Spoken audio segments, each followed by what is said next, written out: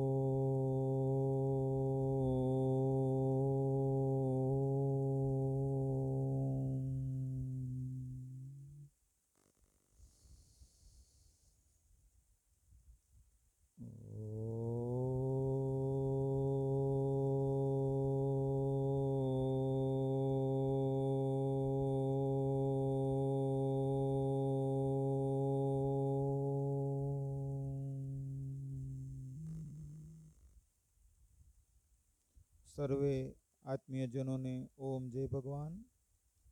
આજે આપણા ગુજરાતના રાજસ્થાનની સરહદે આવેલા આ પોશીના તાલુકામાં આપણે બધા આજે અષાઢી બીજ અને ભગવાન જગન્નાથજીની રથયાત્રાનું આજે પવિત્ર પર્વ, તે દિવસે ભગવત કાર્ય, ધર્મ સત્સંગ, સનાતન સંસ્કૃતિ, આપણો હિન્દુત્વ, આપણો ભારત માતા, આ બધા કાર્યો માટે એકઠા થયા છીએ. ત્યારે આજે વિશેષ રાષ્ટ્રીય સેવા ભારતીથી સંલગ્ન રાષ્ટ્રીય સેવક સંઘ પ્રેરિત અને કર્મધામ ટ્રસ્ટ હિંમતનગરના આયોજનથી વિશાળ શોભાયાત્રાના આ પ્રસંગે મુખ્ય ઉદ્દેશ આપણો કે ઘર ઘર અને વ્યક્તિ વ્યક્તિ સુધી સત્સંગ પહોંચે, ધર્મ સંસ્કૃતિ પહોંચે, સ્વાસ્થ્ય અને શ્રેષ્ઠતા તરફ આપણે બધા આગળ વધીએ તેવો પ્રયત્ન કરીએ. આપણે ગુજરાતીમાં કહેતા હોઈએ છીએ, જેવો સંગ તેવો રંગ. આ આપણે ઘેર ઘેર જાણીતી કહેવત છે કે જેવો સંગ તેવો રંગ. એટલે સારું નરસાની જોડે નરસું બની જાય છે. જો સારું હોય ને નરસાની સંગતિ થાય તો નરસું બની જાય, અને જો આપણે સારાની સંગતિ થાય તો આપણે સારા બની જઈએ. એટલે બધાને અવાજ આવે છે ને? હા. તો આપણી કહેવત છે, જેવો સંગ તેવો રંગ. જો આપણે પોતાના કલ્યાણ માટે, પરિવારના કલ્યાણ માટે, સમાજના કલ્યાણ માટે સત્સંગતિ જરૂરી છે. આપણા બાપ દાદાઓ, આપણા વડવાઓ, આપણા પૂર્વજો 200, 500, 1000 વર્ષ પહેલાં આ સત્સંગતિ ચાલી આવી. એમાં મુખ્યતઃ 3 પ્રકારે આપણા કાર્ય જોવા મળ્યા સમાજમાં. સાધુ સંતોનો સત્સંગ, આપણા ગામમાં કોઈ જગ્યાએ કથા થતી હોય તો કોઈ જગ્યાએ સત્સંગ હોય, કોઈ સંત મહાત્મા આવ્યા હોય, ભાગવત કથા યા રામાયણ કથા થતી હોય ને આપણે બધા સત્સંગનો લાભ લેતા હોઈએ. બીજું આવ્યું કે શાસ્ત્રોનું વાંચન. કોઈ ઘર પરિવારમાં કોઈ રામાયણ વાંચતા હોય, કોઈ ભગવદ્ ગીતા વાંચતા હોય, કોઈ શ્રીમદ ભાગવત વાંચતા હોય અને એવી રીતે સત્સંગનો લાભ લેતા હોય. અને ત્રીજું આપણા ભજનો, કે ભજન દ્વારા આપણે સત્સંગ પ્રાપ્ત કરતા હોઈએ છીએ. ભજનની અંદર ગીતમાં એવી વાતો વણેલી હોય કે જીવનનો બદલાવ થઈ જાય. જો હું તમને મારા જીવનની જ એક ભજનની વાત કહું. હું પ્રાથમિક શાળામાં ભણતો હતો અને શાળામાં દરરોજ શાળાની શરૂઆતમાં પહેલાં ભજન ધૂન વગેરે થાય. તો એક ભજન હું ગાતો હતો. કેટલાય ભજનોમાં પણ મુખ્ય એક ભજન વધારે ગાતો હતો. કોઈ કોઈનું નથી રે, કોઈ કોઈનું નથી રે. જો ભજન તો નાનું છે, ગાવાનું ગમે, પણ સંદેશો કેવો મળે એમાંથી? જીવનને બદલવાનો સંદેશો મળે આપણને. તો કેટલાય ભજનો એવા છે કે જે આપણા જીવનને બદલવા માટે પ્રેરણા આપે. એવું ગંગા સતીના ભજનો, એવા નરસિંહ મહેતાના ભજનો, મીરાબાઈના ભજનો, એવા એકથી એક આપણા મહાત્માઓ થઈ ગયા. આપણા વિસ્તારમાં જે સંતો મહાત્માઓ થઈ ગયા. તો આ ભજનો પણ આપણા જીવનને બદલવાનું કામ કરે. તો આપણે 3 રૂપે સત્સંગથી, શાસ્ત્રના વાંચનથી અને ભજન દ્વારા આ સત્સંગનો વિશેષ લાભ લેતા હોઈએ છીએ. અહીંયા પોસીના ગામમાં 72 ઔષધ પેટીઓના આયુર્વેદિક કેન્દ્રો ચાલી રહ્યા છે અને એમાં સાથે ખેડબ્રહ્માના 8 કેન્દ્રો. આમ તો આ આપણા બાપ દાદા પૂર્વજોથી આ એક પેઢી દર પેઢી ચાલી આવતું માર્ગદર્શન હતું. પણ ક્યાંક આપણે ચૂક્યા હોઈએ કે આપણે ભૂલ્યા હોઈએ ત્યારે આ જે જાણકાર હોય આપણને બતાવે કે આ ઔષધિ આવી રીતે ઉપયોગ કરવાથી મોંઘી દવાઓમાંથી બચી જઈએ અને આપણે સ્વસ્થ રહીએ. તો મારા આશ્રમમાં પણ એક આવી આપણી એક ઔષધ પેટી છે, ત્યાં આયુર્વેદની પેટી એક મારા આશ્રમમાં પણ છે. મારા આશ્રમમાં પણ RSSનો આવો વડોદરા જિલ્લાનો કાર્યક્રમ થયો હતો અને ત્યાં બધાને માર્ગદર્શન માટે પેટી લઈને આવ્યા હતા અને પછી એક પેટીએ મને ભેટ આપીને અમારે ત્યાં શરૂઆત કરાવી. તો આપણે બધા પ્રયત્ન કરીએ કે પહેલું સુખ તે જાતે ન રહ્યા. જો આપણે સ્વાસ્થ્યથી સારા રહીશું તો બધું કામ કરી શકીશું. પછી બીજું છે, કાર ચાલે, ગાડી ચાલતી હોય પણ ચલાવવા વાળું કોઈક હોય તેને આપણે કહીએ ડ્રાઈવર. એટલે ગાડી એની જાતે નથી જતી રહેતી ડાબે જમણે, પણ એને ચલાવવા વાળું લઈને જાય છે. તો તન શુદ્ધિની જોડે જોડે જોઈએ મન શુદ્ધિ, અને મનની શુદ્ધિ માટે સત્સંગ ને સારા વિચારોની સંગતિ મળે. ઘણીવાર તેવું થતું હોય કે જો સારો સંગ ના મળે અને આડો અવળો નબળો સંગ મળી જાય તો જીવન આપણું કંઈક આડા પાટે ચડી જતું હોય, બુરી આદતોમાં ફસાઈ જતા હોય. પરંતુ જેમ બધાય રોગની કોઈક ને કોઈક દવા હોય છે અથવા મોટા ભાગના રોગની દવા હોય છે, તેમાં પાછું જો આડા પાટે ચડ્યા હોય તો આપણે કહીએ કે સવારનો ભૂલ્યો સાંજે પાછો આવે તેને ભૂલ્યો નથી કહેતા. તેમ ક્યાંક આપણે ચૂક્યા હોઈએ અને પાછી સારી સંગતિ મળી જાય તો આપણે ફરીથી પાછા આપણે ધર્મ સંસ્કૃતિના માર્ગે આગળ વધીએ. આપણે જો સબરીનું જીવન કે જેને ત્યાં દરવાજે ભગવાન આવ્યા હતા તેને મતંગ મુનિ મળ્યા. મતંગ મુનિથી ભક્તિ શીખી અને ભક્તિ સેવા કરતાં કરતાં તેનું જીવન એવું બદલાયું કે જેમના દર્શન કરવા માટે ઋષિમુનિઓ સદીઓ સુધી તપ કરતા રહ્યા. 10-10, 20-20, 50-50, 100-100 વર્ષ જેવું તપ કરતા હતા કે મને ભગવાનના દર્શન મળે, અને સબરીની ભક્તિભાવથી ભગવાન એના દ્વારે આવી ગયા. તો આપણે આજે એક તો મુખ્ય કે જીવનને ધર્મ તરફ વાળીએ. બીજી વાત છે કે આપણા હિન્દુત્વમાં કેટલીક વાતો આપણે શીખવા જેવી છે અને જાણવા જેવી પણ છે. જેમ કે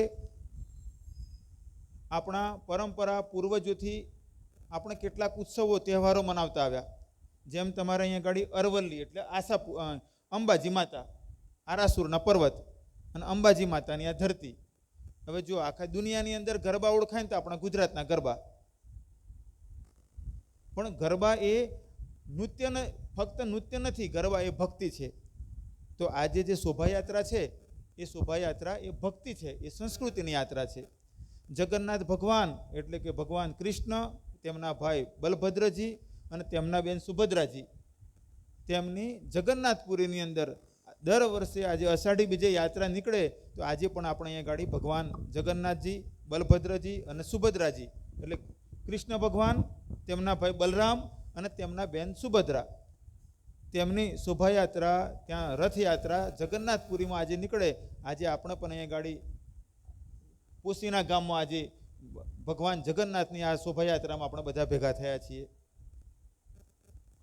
હિન્દુ સમાજ શાસ્ત્રોની સાથે ઉત્સવોથી પણ જોડાયેલો છે અને આપણા ઉત્સવો પણ આપણને જોડી રાખે છે. જેમ કે ગરબા જોડે છે તેવી જ આ યાત્રાઓ પણ જોડે છે. ઘણીવાર તેવું બનતું હોય છે, એકાદ સત્સંગની કમી હોય તો કેવી ઘટનાઓ ઘટતી હોય. એકાદ નાની વાત તમને કહું. એકવાર કોઈ બાળકનું પહેલા ધોરણમાં એડમિશન કરાવ્યું.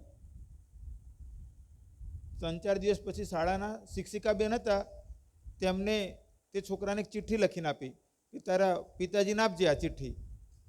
ઘરે જઈને તે છોકરાએ તેના પિતાજીને ચિઠ્ઠી આપી. ચિઠ્ઠીમાં લખ્યું હતું કે આવતીકાલે જો તમને અનુકૂળ હોય તો માતા પિતા બંને મળવા માટે આવજો. તો બીજે દિવસે તે છોકરાના માતા પિતા તેને શાળામાં બહેનને મળવા માટે ગયા. તો બેને વાત કરી કે અમારા ક્લાસમાં કોઈ છોકરો ગાળો નથી બોલતો, આ તમારો છોકરો 3-4 દિવસથી આવ્યો છે, ગાળો બોલે છે, તો એટલે આ તમને બોલાવ્યા કે ફળિયામાં બીજા કોઈ છોકરાઓ ગાળો બોલતા હોય તો એમની જોડે જોડે એ પણ બોલતો હોય તો આપણે સારી સંગતિ મળે તો એમાંથી આપણે છોકરાને સારા રસ્તે લઈ જઈશું, એટલે કાળજી રાખજો. આટલું કહેવા માટે જ મેં તમને બોલાવ્યા હતા. તો છોકરાની માં રડવા માંડી એટલે પેલા શિક્ષિકા બેને કહ્યું કે મેં એવું બીજું તો તમને કશું કહ્યું નથી, તો બેન તમે રડો છો કેમ? એને પપ્પા જ એને બાપુ જ ઘરમાં ગાળો બોલે છે. એટલે પછી સાંભળીને એ બોલે ને, જો આપણે ઘરમાં સત્સંગીતે જોઈએ. આપણે ઈચ્છે કે આપણે જિંદગી તો આપણે આટલા વર્ષો જીવનમાં મુશ્કેલીઓ તકલીફો વેઠીને સંઘર્ષ કરીને ચલાવી, પણ બાળકોને સારા બનાવવા હોય તો સારું માહોલ એને આપવો પડશે. અને ઘરમાં જ્યાં ભક્તિ હશે, સંસ્કાર હશે, સંસ્કૃતિ હશે, સેવાભાવ હશે, તો બાળકોમાં તે જોઈને બાળકોમાં પણ તે આવશે. હમણાં 4-5 દિવસ પહેલાંની વાત છે, મારા આશ્રમમાં એક બેન એમના દીકરાને લઈને આવ્યા, તેનો જન્મદિવસ હતો. 4 વર્ષ પૂરા થઈને 5મા વર્ષનો પહેલો દિવસ, અને છોકરાએ આખી હનુમાન ચાલીસા બોલી સંભળાવી. કાલી ગેલી ભાષામાં બોલતો હતો અને આખી હનુમાન ચાલીસા બોલ્યો. તો કેવી રીતે બોલ્યો? તો કે પેલા કે અમે ઘરમાં દરરોજ બોલીએ, એટલે દરરોજ છોકરો જોડે બેસાડીએ અને અમે બધા બોલીએ, એટલે સાંભળતા એ પણ બોલતા શીખી ગયો. કરત કરત અભ્યાસ કો જડમતી હોત સુજાન. રોજ આપણે આ કામ કરતા જઈએ તો આપણા જીવન બદલાવ આવે. અત્યારે આપણા ભારતમાં જોઈએ તો હિન્દુ સમાજની સ્થિતિમાં ધીરે ધીરે બધે સુધાર થઈ રહ્યો છે. બધે આપણે જોવા મળી રહ્યું છે કે ક્યાંક ભક્તિ વધી રહી છે, તો ક્યાંક સેવા વધી રહી છે, તો ક્યાંક યાત્રાઓ થઈ રહી છે, ક્યાંક ને ક્યાંક આપણા આખા સમાજમાં હલચલ. જેમ આ રાષ્ટ્રીય સ્વયંસેવક સંઘ જમ્મુથી શરૂ કરીને છેક પાંડિચેરી, ત્રિપુરા, મણિપુર સુધી બધે કાર્યકર્તાઓ પોતાના નોકરી કરતા હોય, ખેતી કરતા હોય, ટાઈમ કાઢીને બધે જતા હોય. એવું જ મેં અત્યારે ધર્માભાઈને ત્યાં બેઠો હતો અને ત્યાં વાત નીકળી તો કહ્યું કે બધા ગામોની અંદર, કેટલાય ગામોની અંદર બધા એકબીજાને ત્યાં પ્રચાર પ્રસાર થતા આજે ઘણું પરિવર્તન પોષીણામાં આવ્યું છે અને ઘણા બધાના ઘરમાં ભક્તિ, સેવા, સંસ્કાર વધી રહ્યા છે. તમારા પોશીનામાં મેં અમારા ઘનશ્યામભાઈના હમણાં જ વાત કરતો હતો હું કે RSS દ્વારા પાઠદાન કેન્દ્રો ચાલતા હોય છે. પાઠદાન કેન્દ્ર એટલે આજુબાજુના ગામનો એક ભણેલો છોકરો હોય, કોઈ ગ્રેજ્યુએટ થયેલો છોકરો કે દીકરી હોય, તે ગામના બાળકોને ટ્યુશન પણ ભણાવે અને સાથે રાષ્ટ્રભક્તિની, સેવાની, સંસ્કારની વાતો પણ શીખવાડે અને તેને સેવા સહયોગ રાશિ આપતા હોય. તો મેં તેમને કહ્યું કે આપણે પોશીનામાં અલગ અલગ વિસ્તારમાં 5 પાઠદાન કેન્દ્રોથી શરૂ કરીએ અને 5 પાઠદાન કેન્દ્રોની જે પણ આર્થિક વ્યવસ્થા હોય તેનું વહન મારો આશ્રમ વડોદરા કાયાવરણથી કરશે. એટલે એક આપણી શુભ શરૂઆત થાય. કારણ કે જો આપણે વાતો કરીને કંઈક ચર્ચા કરીને ઉત્સાહિત તો થઈશું, પણ કંઈક કાર્ય પણ આપણે આગળ વધારીએ. અહીંયા તમે બધા ઘણું કાર્ય કરી રહ્યા છો અને અહીંયા સ્વામિનારાયણ મંદિરનું પણ અહીંયા આજુબાજુના વિસ્તારમાં ઘણા સારા કાર્યની મને વાત કરી ધર્માભાઈ અને બધાએ. તો આપણે પોશીનામાં અત્યારે શરૂઆતમાં એવું કરીએ કે એક આ વિસ્તારમાં એક એવું પાઠદાન કેન્દ્ર ચાલતું હોય, કોઈ ગ્રેજ્યુએટ થયેલા ભાઈ કે બેન આવીને બધા બાળકોને ભણાવતા હોય, 1-8 કલાક એમને ભણાવે ખરા, 1-8 કલાક પાછા આપણે સંસ્કૃતિની વાત કરે ને ભજન કરે, એટલે બાળકોને સારા સંસ્કાર મળશે. એવું બીજું કોઈ એમ અત્યારે શરૂઆત 5થી કરીએ, પછી 5ને થોડા પાટે ચડી જશે એટલે પાછા બીજા 5 ગામો પસંદ કરીશું. એમ કરતાં અંતરિયાળ વિસ્તારની અંદર પણ આવો માહોલ મળે, આવી વ્યવસ્થા મળે તેવો પ્રયત્ન કરીએ. વડોદરા પાસે કાયાવરણમાં મારો આશ્રમ છે. ભગવાન શિવે મનુષ્યની કાયામાં અવરોહણ કર્યું, પ્રવેશ કર્યો, એટલે એ ગામનું નામ પડી ગયું કાયાવરોહણ. અને વિશ્વામિત્ર મુનિને ત્યાં ગાયત્રી મંત્ર પ્રાપ્ત થયો હતો. વિશ્વામિત્ર મુનિની ઈચ્છા હતી કે જેમ એક કાશી ત્યાં છે ઉત્તર પ્રદેશમાં, એવું એક કાશી અહીંયા બનાવું તો બધાને ત્યાં સુધી ન જવું પડે. તે માટે તેમણે ત્યાં શિવલિંગની સ્થાપના કરીને ભગવાન શિવનું આવાહન કર્યું. ભગવાન શિવે પ્રગટ થઈને કહ્યું કે હું સદૈવ અહીંયા સૂક્ષ્મ રૂપે વિદ્યમાન રહીશ. પછી ગંગાદેવીનું આવાહન કર્યું એટલે ગંગાનો પ્રવાહ રંગાવતી બનીને વહ્યો. આગળ જતાં ભગવાન શિવે ત્યાં આગળ કાયામાં પ્રવેશ કર્યો 16 વર્ષના છોકરા જેવા, અને તેમને 4 શિષ્યો ગર્ગ, કુશિક, મિત્ર, કારુષ્યને દીક્ષા આપીને 4 દિશાઓ મોકલ્યા. સનાતન ધર્મ અને યોગ વિદ્યાનો પ્રસાર કરાવ્યો. પછી બધાને તેમને છેલ્લે ઉપદેશ આપ્યો હતો 4 કે ભક્તિમય જીવન જીવજો. ભગવાને પહેલી વાત કરી કે ભક્તિમય જીવન જીવજો. ભક્તિ કરવા માટે એવું જરૂર નથી ઘણા વધારે ભણેલા હોય તે જ ભક્તિ કરે. ભક્તિ તો આપણે જ્યાં જે જગ્યા હોઈએ, જે રીતે કાલી ગેલી ભાષામાં ભગવાનની આરતી પ્રાર્થના કરીએ, ક્યાંક પૂજન કરીએ, ક્યારેક ભજન કરીએ, ક્યારેક યાત્રા કરીએ, ક્યારેક મંદિરમાં પૂજન કરીએ, સાથે મળીને કંઈક કીર્તન કરીએ. તો ભગવાને કહ્યું ભક્તિમય જીવન જીવજો. જો આપણે મનુષ્યનો પશુ પક્ષી, તો આપણે ક્યારેય જોયું છે કે 200-500 કૂતરા ભેગા થઈને સભા કરી હોય કે આપણા બધાનું કલ્યાણ થાય, કે કાગડાઓની સભા મળી હોય કે કલ્યાણ થાય? એમનામાં ભગવાને એવું આપ્યું નથી. ધર્મ, અર્થ, કામ અને મોક્ષ, આ 4 પુરુષાર્થમાં અર્થ અને કામ એટલે જીવન ચલાવવું અને પોતાની ઈચ્છા પૂરતી, આ 2 તો કામના પૂરતી. આ 2 પશુ પક્ષીમાં જોવા મળે, પણ ધર્મ અને મોક્ષ આ મનુષ્યમાં જોવા મળે.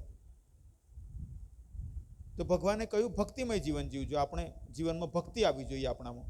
પછી ધર્માનુસાર જીવન જીવજો, ધર્મના કામ કરવા, કંઈક ને કંઈક ભગવાનનું નામ લો. તમને જે ભગવાન ગમતા હોય, શિવજી, હનુમાનજી, માતાજી, કે જે ભગવાનમાં શ્રદ્ધા હોય, પણ કંઈક ને કંઈક ભગવાનનું નામ લેવું જોઈએ. ઘણા ઘરોમાં કેવું હોય, ઘરમાં 5-7 વ્યક્તિ રહેતા હોય, એક વ્યક્તિ દીવો કરે અને ઘરના બધાને લાગે કે આપણા બધાનું ચાર્જિંગ થઈ જશે, પણ એવું થાય ખરું? બધાનો મોબાઈલ તો જુદો જુદો ચાર્જ કરીએ, પેટ પણ બધા પોતપોતાનું ભૂખ લાગે એટલે ચાર્જ કરીએ, પણ પેલા ઘરમાં એક વ્યક્તિએ દીવો કરી દીધો એટલે આપણને બધાને લાગે કે બધા ઘરનું ભેગું બધાનું ચાર્જિંગ થઈ ગયું. પણ આપણે શું કરવું જોઈએ? ઘરમાં એક વ્યક્તિ દીવો આરતી કરે, બધા 10-5 દીવા કરવાની જરૂર નથી, પણ 24 કલાકમાં 10-15 મિનિટ તો ટાઈમ મળે ને, કે આપણે બેસીને જે ભગવાનમાં શ્રદ્ધા હોય ભગવાનનું નામ લઈએ, પ્રાર્થના કરીએ, જીવનને બદલવાનો પ્રયત્ન કરીએ. તો ભગવાને કહ્યું ધર્માનુસાર જીવન જીવજો, ભક્તિમય જીવન જીવજો. ત્રીજું કહ્યું પરમાર્થના કામ કરતા રહેજો. 2 કામ હોય છે, એક સ્વાર્થ અને બીજો પરમાર્થ.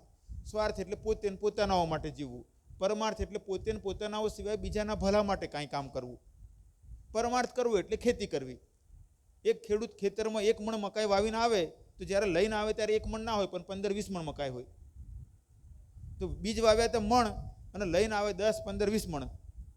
તો આપણે જ્યારે કોઈકના ભલા માટે કામ કરીએ, કીડીને લોટ નાખો, કે મંકોડાને છે તો ગોળ ખવડાવો, કે કૂતરાને રોટલી ખવડાવો, કોઈ ભૂખ્યાને ભોજન કરાવો, કોઈક તરસ્યાને પાણી પીવડાવો, કોઈક બીમારને મદદ કરો, કોઈકને ભણવામાં મદદ કરો, કોઈકને ભક્તિભાવના કામમાં મદદ કરો, કોઈક સેવાનું કામ છે ત્યાં ભેગા થઈને 4 જણ દોડાદોડી કરીને એ કામને પાર પાડવા જાઓ. જેમ આજે પણ તમે બધા ભેગા થયા છો, તનથી સેવા થાય, ધનથી સેવા થાય, મનથી સેવા થાય.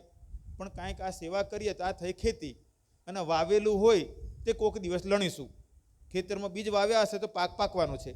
એમ સેવા પરમાર્થ કંઈ કર્યું હશે તો હમણાં નહીં તો વહેલું નહીં તો ક્યારેક ને ક્યારેક એના ફળ લાગશે. પણ વાવીશું તો ફળ લાગશે. 2 ખેડૂત જોડે જોડે રહેતા હતા. એક ખેડૂતને જમીન 2 વીઘા, પડોશની 2 વીઘા, 2ના ખેતર જોડે જોડે. એક ખેડૂતે ખેતરમાં બીજ વાવ્યા અને બીજાએ ના વાવ્યા. હવે જેને વાવ્યા હતા એને ઓછું વધતું કંઈક તો પાકશે, પણ ના વાવ્યા હોય એને કશું પાકવાનું છે.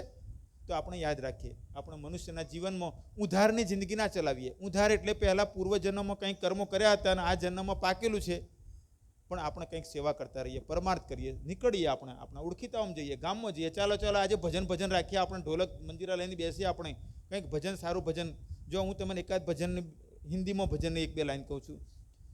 सोच समझ के करनी करना दुनिया से ना डरना, सोच समझ के करनी करना दुनिया से ना डरना, कभी नाव गाड़ी पर कभी गाड़ी नाव પર કરના. જિંદગીમાં ક્યારેક આપણે ટ્રકની અંદર નાવ લઈને જઈએ અને ક્યારેક નાવની અંદર ટેમ્પો મૂકીને જઈએ. તો ક્યારેક કયા સમયે શું કાર્ય કરવું એ વિવેકની વાત છે. દુનિયાદારી કી બાતો મેં ધર્મ કર્મ ના ભૂલના. સંસારના કામ છેડો આવવાનો છે નહીં, પણ એમાં ધર્મ ભૂલાય નહીં. દુનિયાદારી કી બાતો મેં ધર્મ કર્મ ના ભૂલના, ફોકટ કી હે કરની દૂજી સદૈવ મન મેં રખના. આપણા કેટલાય ચાલ્યા ગયા અહીંયાથી. હું છું મારા જેવું કોઈ નહીં, કરતા કરતા ચાલ્યા ગયા. આપણે કોઈ દિવસ ચાલ્યા જઈશું. કેટલાય રૂપિયા હશે ને આપણે કહીશું ડૉક્ટર સાહેબ બચાવી લો. ડૉક્ટર કહેશે બધા જ બચાવી શકાતા. મારા દાદા ને એમના પિતાને બધા હોત ને, કોઈક દિવસ આપણો નંબર આવવાનો. પણ આપણા સારા કરેલા કર્મો હશે તો આપણે ખુશ થઈ જઈશું. તન સજાને મન મનાને વક્ત બરબાદ ના કરના, ચટપટ મેં यूं કર્મ નિપટા કે ધ્યાન નિસદીન ધરના. આવા ભજનો આપણને પ્રેરણા આપે. બીજું એકાદ ભજનની 2 લાઈન કહું, પછી વાત પૂરી કરું છું. મન માને નહીં બાત ધર્મ કી. મારા પછી તમે બોલજો, નાની લાઈન બોલીશ. મન માને નહીં બાત ધર્મ કી,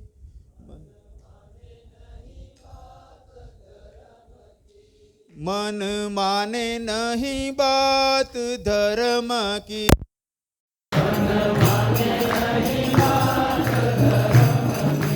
तो दंड तू यम का खाएगा, तो दंड तू यम का खाएगा,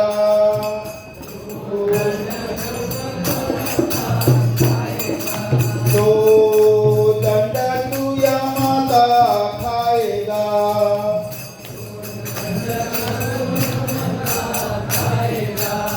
रोग दुख तेरा पीछा ना छोड़ेंगे, रोग दुख तेरा पीछा ना छोड़ेंगे, कलेश से थक जाएगा, कलेश से थक जाएगा, मन माने नहीं बात धर्म की,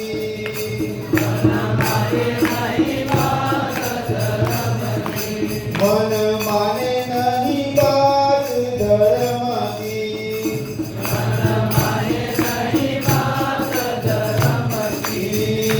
तो दंड तू यम का खाएगा,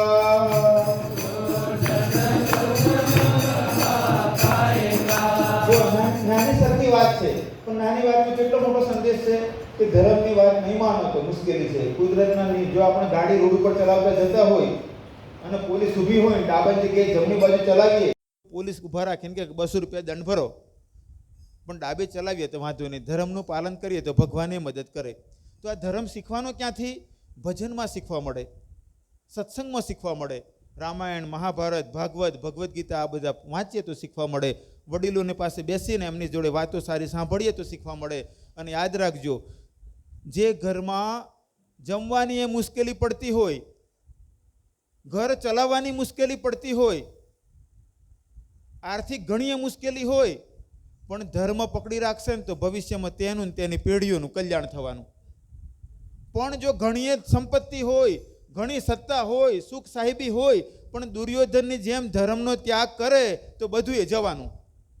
કે દુર્યોધનની પાસે શું નહોતું? રાજપાઠ હતું, રાજાઓ એના મિત્રો હતા, ધન ધાન્ય, સુખ સાહેબી, પ્રસિદ્ધિ બધું હતું. એક એને છોડી દીધું, ધર્મ છોડ્યો તો ધીરે ધીરે બધું ગયું. અને પાંડવોએ ધર્મ પકડી રાખ્યો તો ભગવાને એમને મદદ કરી. તો આપણે પણ પ્રયત્ન કરીએ, આપણા બાળકોને ધન સંપત્તિ આપીએ તો સારી વાત છે, મકાન જમીન વ્યવસ્થા આપી શકીએ તો સારી વાત છે, પણ કદાચ એ ઓછી આપશો પણ ધર્મ આપશો તો ચોક્કસ આપણે પેઢીઓનું કલ્યાણ થવાનું. અને આ ધર્મનો રસ્તો ક્યાં? તો સત્સંગમાં, સંગતિમાં. એટલે પ્રયત્ન કરજો, તમારા ઘરમાં, તમારા કુટુંબમાં, ફળિયામાં 5, 10 વ્યક્તિ, 15 વ્યક્તિ ભેગા થઈ અઠવાડિયે 1 દિવસ બેસવું, 2-3 ભજન ગાવા અને 1-2-4 સારી વાર્તાઓ કહેવી. જેને વાર્તા કહેતા આવડે, પણ કોઈ કૃષ્ણ ભગવાનની વાર્તા કહો તો કોઈ રામની વાર્તા કહો તો કોઈ શિવાજી મહારાજની વાર્તા કહો તો કોઈ બીજા કોઈની વાર્તા કહો તો મીરાબાઈની વાર્તા કહો તો નરસિંહ મહેતાની વાત કહો, બીજી કાંઈ સારી વાત કહો કે જેથી બધાને પ્રેરણા મળે. આપણે ભેગા થઈને જાતે જાતે સત્સંગ કરી શકીએ ને. 5-10 વ્યક્તિઓ ભેગા થઈએ, કોઈ એક વ્યક્તિ વાંચે સારી વાર્તાઓ, 1-2 ભજન ગાઈએ, છેલ્લે 1-2 ધૂન કરીએ, શ્રી રામ જય જય રામની ધૂન મચાવીએ. પણ ભક્તિ આવશે તો ભક્તિની પાછળ બધું આવશે. અને જવાબદારી કોની? આપણા ધર્મની રક્ષા કરવાની જવાબદારી કોની? એકવાર એવું થયું કે એક જગ્યાએ 100 બળદ હતા, એક સિંહ આવ્યો, ત્યાં સિંહે બળદ ઉપર હુમલો કર્યો. તો એક બળદ હતો છેડે, એના પર સિંહે હુમલો કર્યો. તો બાકીના 99 બળદ હતા થોડાક દૂર ખસીને જોતા ઊભા રહ્યા. એટલે એક બળદ મરાયો, વધ્યા કેટલા? 99. 2-4 દિવસ ગયા, પાછો સિંહ આવ્યો. એને એક છેલ્લા બળદ હતો એક બાજુ, થોડો દુબળો પાતળો દેખાતો હતો, એના પર હુમલો કર્યો. એટલે પાછા 98 હતા, એ દૂર દૂર જોતા ઊભા રહ્યા. પછી વધ્યા 99 પર હુમલો કર્યો, એટલે 98 વધ્યા. તો આવી રીતે એની જગ્યાએ બીજું હોય કે સિંહ આવ્યો અને 100 બળદ ભેગા થઈ ગયા અને ગોળ માથા ટેકવીને એવા ઊભા રહી ગયા કે સિંહ દોડતો ભાગ્યો. એમ આપણે પણ જિંદગીમાં યાદ રાખીએ કે સંગઠનમાં શક્તિ હોય. આ જંગલની વાત કરી મેં. આપણે જંગલમાં, જે આપણા જંગલોમાં ભેંસો બળદની ઘટના તમે જોતા હશો, ટીવી પર ઘણીવાર આવતું હોય કે જંગલમાં આપણે ખાસ ગીરના જંગલની ભેંસો સિંહને ભગાવી દે. આપણે પણ જિંદગીમાં યાદ રાખીએ, સંગ શક્તિ કલિયુગે. એક લાકડી હોય અને જોરથી મારીએ તો તૂટી જાય, પણ 1000 લાકડી ભેગી કરી દઈએ તો પુલ બની જાય. આપણે બધાય ભેગા થઈએ. જો હું તો સંન્યાસી છું, ભિક્ષા માગીને આશ્રમ વ્યવસ્થા ચલાવતો હોઉં. આશ્રમમાં અન્ન ક્ષેત્ર ચાલે છે, કોઈને જમવાનો, કોઈ હિન્દુ હોય આશ્રમના ગેટમાંથી પ્રવેશ કરે એટલે એક જ જ્ઞાતિ હિન્દુ.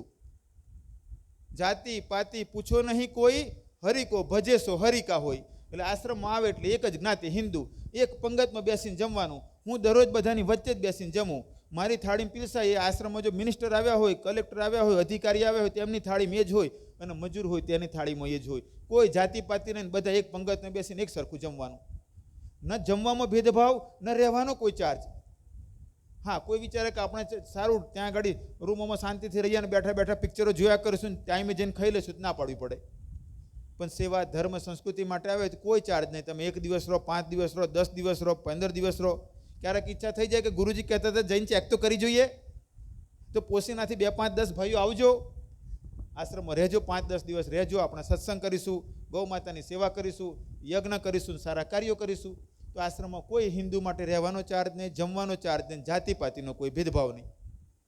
ત્યાં દરરોજ યજ્ઞ થતો હોય, ભગવાનનું પૂજન થતું હોય, શંખ વાગતા હોય.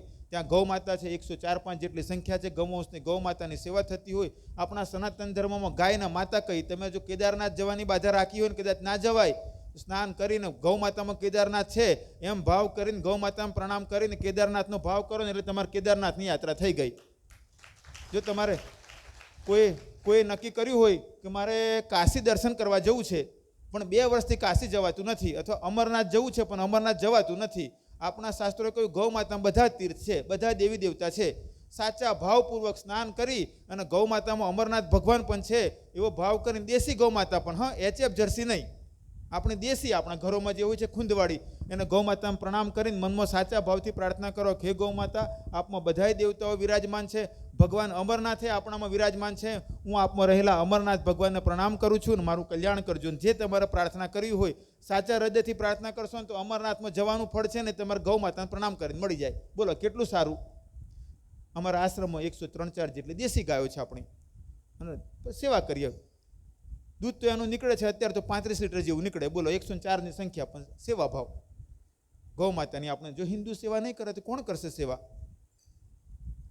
અને ગાયના દૂધથી યજ્ઞ થાય, દેશી ગાયના દૂધથી. જો ગાયો નહીં રહે તો યજ્ઞ કેમ કરીશું? એટલે ગૌ માતાની સેવા કરજો. આશ્રમમાં ગુરુકુળ બનાવ્યો છે, હિન્દુ ગુરુકુળ. એમાં ફક્ત હિન્દુ છોકરાઓ અને હિન્દુ શિક્ષકો. ગુરુકુળને ચણતરે હિન્દુએ કર્યું, પ્લાસ્ટરે હિન્દુઓએ, ગુરુકુળો બધાય કામ હિન્દુઓએ, અને એમાં હિન્દુ છોકરાને ભણાવવાના. જાતિ પાતિ પૂછો નહીં, કોઈ હિન્દુ હોવો જોઈએ. ત્યાં એર કન્ડિશનર ક્લાસરૂમ છે, AC રહેવાની હોસ્ટેલ છે, જમવાનું બધાને દેશી ગાયના ઘીમાં, ઘાણીનું તેલ, ખાંડ અમે ખાતા નથી, ગોળમાં જમવાનું બને, બધા સાથે બેસીને. છોકરાઓને કપડાં ત્યાંથી આપીએ, લેંગો જબ્બો ડ્રેસ, આપણો પેલો ટાઈ સૂટવાળો નહીં, આપણે તો લેંગા જબ્બાવાળા, આપણે ધોતી જબ્બાવાળા. એટલે છોકરાઓને ધોતી જબ્બો આપીએ. છોકરાઓ સવારમાં 5 વાગે ઉઠે, 6 વાગે ધોતી જબ્બો પહેરીને યજ્ઞ કરવા આવી જાય. યજ્ઞ કરીને જાય, યજ્ઞ કરે, પૂજન કરે, શંખ વગાડે, કરાટે જુડો શીખે, યોગ કરે, અને પછી 1 પ્યાલો દૂધ અને ગરમ નાસ્તો. એ પછી જઈને લેંગો જબ્બો પહેરીને શાળામાં જવાનું. અંગ્રેજી મીડિયમ ને ગુજરાતી મીડિયમ 2 ભણવાનું. અને શહેરની સારામાં સારી સ્કૂલ હોય ને એવી અથવા એવી સારી સ્કૂલ, ત્યાં AC ક્લાસ, બધા AC હોસ્ટેલ, બધામાં મોટી સ્ક્રીન લાગેલી, દરેક છોકરાને બેસવાની અલગ અલગ બેન્ચીસ, બધે કેમેરા લાગેલા. સારા શિક્ષકો છોકરાઓને ભણાવે. છોકરાઓને ત્યાં કોમ્પ્યુટરની ટ્રેનિંગ, આપણું શૂટિંગ રેન્જ બનાવેલી છે, બધા છોકરાઓને બંદૂક ચલાવતા શીખવાનું, ફરજિયાત જ શીખવાની. ત્યાં છોકરીઓ બંદૂક શીખવાની, કરાટે જુડો શીખવાની. હવે ચોમાસું જશે એટલે બધાને ઘોડા ચલાવતા શીખવાનું, બધાને તલવાર ચલાવતા શીખવાનું, બધાને ભાલા ચલાવતા શીખવાનું. આ ધનુર્વિદ્યા મેં જોયું, આ ધર્માભાઈ ત્યાં તો તીર ધનુષનો ફોટો હતો. અમે બધાને, અમારા એક દિનેશભાઈ કરીને છે ત્યાં, દિનેશભાઈ આદિવાસી સમાજમાંથી જ છે, અને ભારત સરકારે ધનુર્વિદ્યામાં એમને સન્માનિત કર્યા દિલ્હીમાં, અને હમણાં 17મી માર્ચ કહેવાય એમને મુંબઈમાં સન્માનિત કર્યા હતા. એમનાથી વાત કરી, બધા છોકરાઓને તીર ધનુષ ચલાવવાની પ્રેક્ટિસ આપવાની, લાઠી ચલાવવાની પ્રેક્ટિસ આપવાની. આપણા બધા દેવી દેવતાઓના હાથમાં હથિયાર. આપણે પૂજા એકલી કરીને ચૂપ નહીં રહેવાનું, પૂજા કરવાની, હથિયારે શીખવાનું. તો આશ્રમમાં બધાને યજ્ઞ કરતા શીખવીએ, પૂજન કરતા શીખવીએ, યોગ કરતા શીખવીએ, સંસ્કૃત બોલતા શીખવીએ અને અંગ્રેજી બોલતા શીખવીએ. ગુજરાતી જેવું આવડે ને એવું સંસ્કૃતિ આવડવું જોઈએ, ને એવું હિન્દી આવડવું જોઈએ, અંગ્રેજી આવડવું જોઈએ. તલવારે ચલાવે ને ભાલો ચલાવે છોકરાઓ, આવા છોકરાઓ તૈયાર કરીએ છીએ. અને છોકરાઓ તલાટીમાં પાસ થાય, બેંકની પરીક્ષામાં પાસ થાય, GPSC અને IAS પાસ કરવા માટે અત્યારથી તૈયારી કરાવીએ. અને ત્યાં આગળ એક છોકરા પાછળ આખા વર્ષમાં લગભગ 1,71,000 ખર્ચો છે. 70,000 અમે રાખ્યા છે. એમાં કોઈની આર્થિક સ્થિતિ અનુકૂળ ના હોય તો 65 આપે. એમાં રહેવા, જમવાનું, પિકનિક, કપડાં બધું એમાં આવી ગયું. 65 ના અપાય તો 60, 55, 50, 40, 30, 20, 10, 5, 5,000, 1,000, 101, નહીં તો શુભકામના, ભગવાન તમારા ગુરુકુળને મદદ કરે. પણ શરત એટલી કે હિન્દુ હોવો જોઈએ છોકરો. અને જે હિન્દુને 2 પછીના બાળકો હોય એને કશું આપવાનું જ નહીં, એનું ત્યાં ખાતું જ નહીં. જેને તમારે કોઈને તમારા સગાવાલામાં જેના 2 પછીના બાળકો હોય ને, તો પહેલાં 2 બાળકોને જોડે લેતા આવવાના, બધાના આધાર કાર્ડ લેતા આવવાના, એમનો ફોટો પાડીશું અને અહીં ગાડી પોસ્તીના મોડથી તેને પૂછાવડાવીશું ભાઈ આ ત્રીજું બાળક છે ને? પેલા કે હા ગુરુજી ત્રીજું. તમે મૂકી જાવ, એને ભણાવીશું, એને શીખવાડીશું, એને લગ્ન કરાવીને એને કહીશું તારે ફીસ શું આલવાની, તારું ત્રીજું બાળક અહીં મૂકી જજે, તારી ફીસ 1 રૂપિયો જોઈતો નથી. જે હિન્દુના 2 પછીના બાળકો હોય એને ત્યાં મૂકી જાઓ, રાખીશું, ખવડાવીશું, ભણાવીશું, એને સારી નોકરી લાગી જાય, સારો સેટ થઈ જાય ને એને કહીશું અત્યારે તારા પિતા 1 રૂપિયો આલવાનું નથી, તું મોટો થાય તને લગ્ન ત્યાં કરવું હોય ત્યાં અમે એ ગોઠવી આપીશું, પરણીને પછી તું ત્રીજું બાળક પેદા કરીને અમને આપજે, એ તારી ફીસ. આપણા હિન્દુ સમાજમાં આપણે આવી વ્યવસ્થાની જરૂર છે.